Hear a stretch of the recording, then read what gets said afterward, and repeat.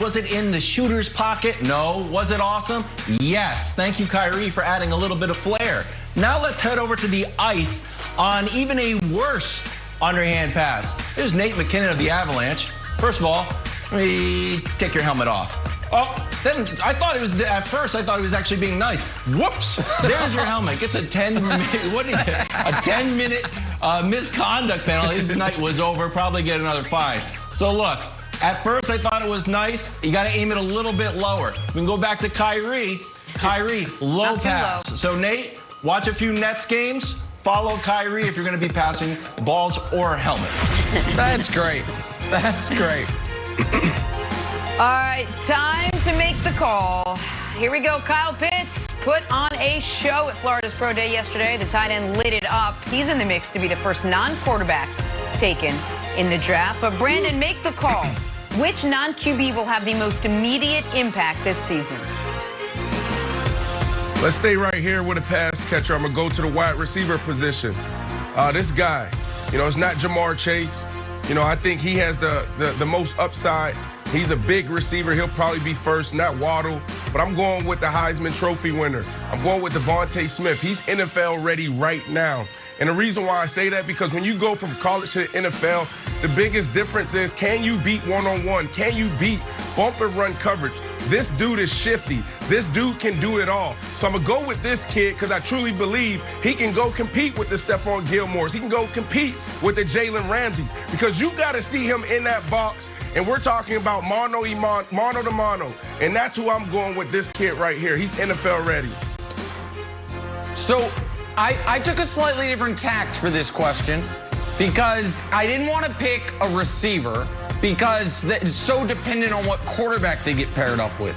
I also wanted to pick someone who I thought had a chance to go to a good team and be in big games. So someone that's not going to be a high first-round pick. So I went Gregory Rousseau, the defensive end out of Miami. Wow. If you don't know who he is, he opted out of last year. Ooh. But in 2019, he had 15.5 sacks and 19.5 tackles for loss. So that is 35 plays made behind the line of scrimmage. Additionally, he's 6'7" and has only been playing the defensive end position for a couple of years after playing safety and receiver in high school. So it feels like the potential's off the charts.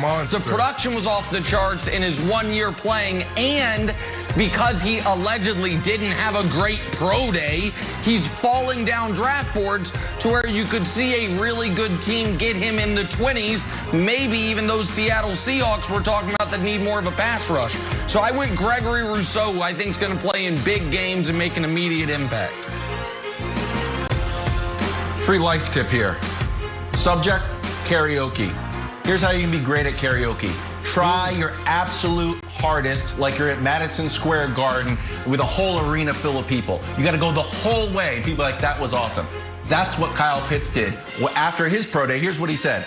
At the end of the day, with all the preparation and the years, I feel like I will be the best to ever do it. Not I'm the best tight end in the draft class. Not that I'm going to be one of the best in the NFL. I will be the best tight end ever.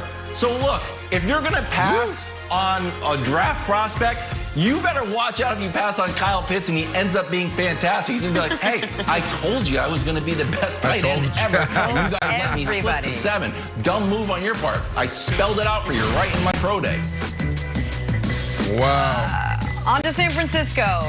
Jimmy G and the Niners are in for it this season. George Kittle said the NFC West is the toughest division out there. Brandon, make the call. Which team will be the best in the NFC West? Oh, I'll make the call, Jenna. Here we go. So my head is rational.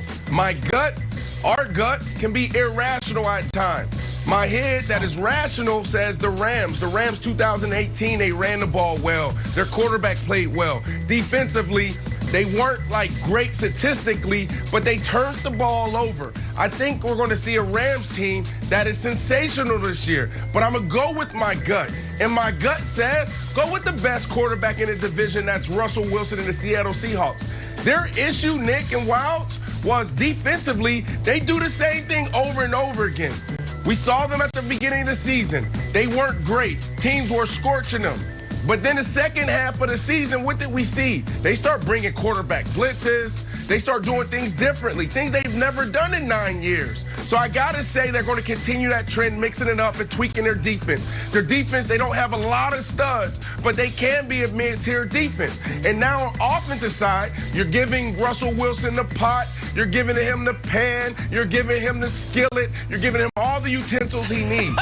So if they bolster that offensive line, and then they go and they get one more playmaker, which they got Everett already. They already got DK Metcalf. They just signed Tyler Lockett back. I truly believe that this team can be right where they need to be, right where they want to be. So I'm going with my gut, and I'm going with the Seattle Seahawks. All right, before I give my answer, I have to say something about Brandon and something about Wild. Brandon, that answer, you told us what your head was saying, and then I think you lied to us. I don't think that was your gut speaking. I think it was about 9 inches north. I think it was your heart speaking. I think that was the old Brandon Marshall heart. I think that was rooting for Russ, rooting for Tell the Truth Mondays and all of that. To my friend Kevin Wilds, America, no one is going to give on sports television all day better advice than what Wilds gave you about karaoke. What he said about karaoke, write it down, laminate it, put it in your wallet. It's 100% accurate. When the world opens up again, you want to be a karaoke star. You can't mail it in like, you have to act like you are Billy Joel on a one-night-only performance. Yes. That's what you've got to do. Wild is 100% accurate. Now, to answer the question, is the Rams. Everything Brandon said about his head, that's my head as well. It's the Rams. They all of a sudden have a quarterback with life-size hands to go along with the great defense and the great coach. The Rams should be the favorite in the division, Wilds. We don't have to go much further than that. Thank you. All right. I'm going with the Cardinals with an asterisk because I want the Cardinals to succeed. I like DeAndre Hopkins. I like Kyler. You got J.J. Watt. But I am also rooting for my buddy Nick, who has made a prediction that it's been gestating for a year now that the Cardinals might flame out and our buddy Cliff Kingsbury, former Patriot draft pick, could be on the way out. So I'm rooting for the Cardinals, but I'm also rooting for you, Nick, so I feel like I'm in a real bind. Well, I appreciate that. I wouldn't mind being wrong about the Cardinals because I like Kyler and I like Nuke and I like a lot of their players. What I find most interesting about our answers is none of us said the Niners. The Niners, who have an excellent coach, a defense that's going to be back, you would assume healthy, and traded up in the draft seemingly to go get their quarterback. None of us seem to think the Niners who made the Super Bowl 2 years ago are even the favorites in the division. I think it's an interesting statement on what, as a collective, we must think of Jimmy Garoppolo. Except for Wilds, who loves Jimmy G and wants him to quarterback his team. It's a little confusing, but the fact that nobody said the Niners is odd to me. Quarterback. He's got to dislike him enough for them to get off him so that they can now take him. Hey, we got to talk some baseball because we can. Happy opening day, everyone. Mets very happy today. They finally closed the deal with their all-star shortstop, Francisco Lindor. 10 years, $341 million. I want that deal. Probably not going to happen for me. Great slate of games Saturday on FS1 if you're looking for some weekend baseball plans. Brandon, make the call. Who will be the most exciting player in baseball this season? Ooh, hey, guys, trivia. Who's this? What's this? Who does this in the box? What is this called? Who does that?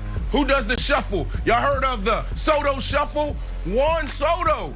Come on now. This dude is phenomenal. He's only 22. I thought it was Nadal. Listen, you haven't seen it, the Soto shuffle? You don't understand what he's doing. I'm so glad he doesn't do the crotch grab anymore. He's trying to ascend to be a leader. He doesn't want the kids watching to mimic what he's done when he first entered into the majors. But look, this dude batted .351 last year, on pace to hit 45 homers if the season wasn't ended shortly. I love what he's doing. The ball doesn't come off the bat better than anybody else in the majors. This dude is the answer. I can be fast here. I'm just going to go with the guy who's been the most exciting player in baseball for 3 straight years, Mookie Betts. Mookie Betts. He wins the Gold Glove every year. He wins the Silver Slugger every year. He comes in top 3 MVP voting every year. He's a World Series champion. Now I say Mookie Betts, Wilds. Okay, I'm going all off the board here. I'm going to go with Theo Epstein. Here's why. Worked for the Red Sox, won a World Series, got the Cubs a World Series. Now he's working for Major League Baseball as an on-field consultant, which means he's making recommendations how to make baseball better. So we've seen a few experiments happening. Like in the minor leagues, they're banning the shift. We've got the pitch clock going, and the bases are a little bit bigger to encourage more stealing. Now, in a recent podcast, I think it was with Jason Stark, he's like, maybe we look at changing the dimensions of the field. Maybe we go from 60 feet 6 inches to 61 feet 6 inches. See what would happen. Have, reduce strikeouts, more balls in play. So I'm very interested to see what Theo is going to do and how baseball could fund it.